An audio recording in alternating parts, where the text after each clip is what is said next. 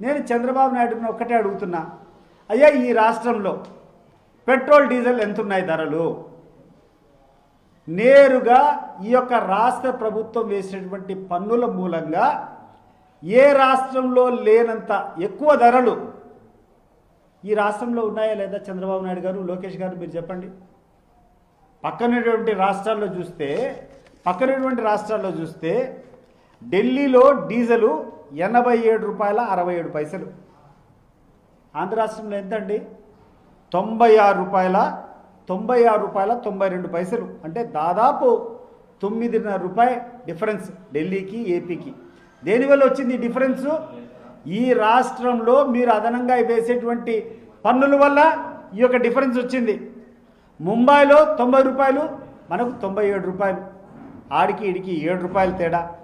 చెన్నైలో 92 రూపాయల 39 పైసలు, మరి ఏపీలో 97 రూపాయలు. ఒక్కరోజు చంద్రబాబు నాయుడు గారు, లోకేష్ గారు కళ్ళు తెరచండి.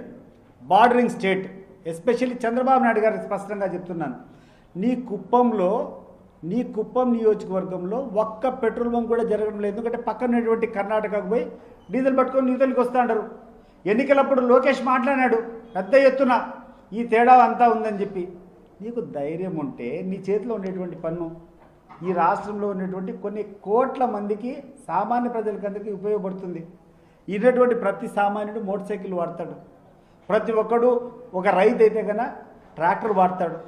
ఈ డీజిల్ పెట్రోల్లో ఉన్నటువంటి వ్యత్యాసం వల్ల, నువ్వు చేసేటువంటి దోపిడీ వల్ల అనేక మంది ఈ రాష్ట్రంలో ఉన్నటువంటి ప్రజలంతా ఇబ్బంది పడుతున్నారు.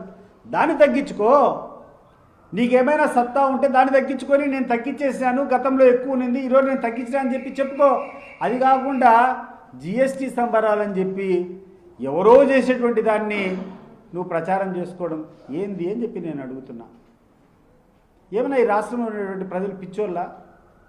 ఈ రాష్ట్రంలో ఉండేటువంటి వాళ్ళు ఏమైనా తిక్కలా? నిన్న చూస్తే ఇన్ని వైఫల్యాలు. నువ్వు చెప్పినటువంటి ఒక్క హామీ నెరవేరలా.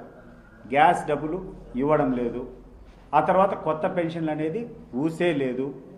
నీకు చెప్పినటువంటి రైతులకు మార్కెట్ ఇంటర్వెన్షన్ పక్కన పెట్టు, నువ్వు 20,000 రూపాయలు ప్రతి సంవత్సరం ఇస్తా అని చెప్పినావు, 5,000 ఇచ్చి పక్కన పెట్టినావు. ఈరోజు మిగతా డబ్బులు ఎప్పుడు ఇస్తావో నువ్వు చెప్పేటువంటి పరిస్థితుల్లో లేవు.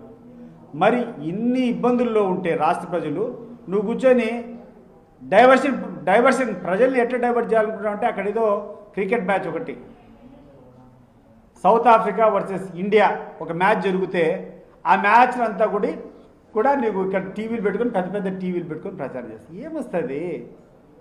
చంద్రబాబు నాయుడు గారు ఏమన్నా ప్రజలు ఏమన్నా పిచ్చోళ్ళ? నువ్వు ఒక క్రికెట్ మ్యాచ్